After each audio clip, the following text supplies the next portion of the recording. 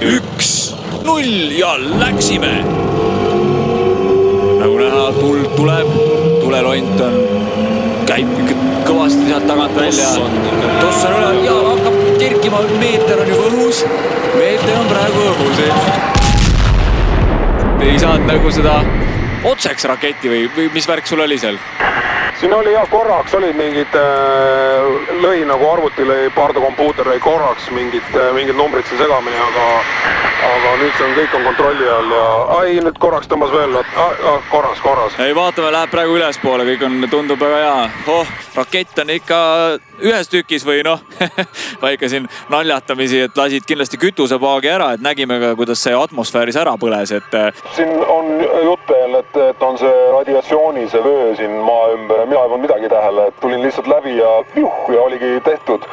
Parkisin ilusti raketi ära ja nüüd otsin seda sissepääsu, aga ma pean teile tunnistama, ma lihtsalt ei leia.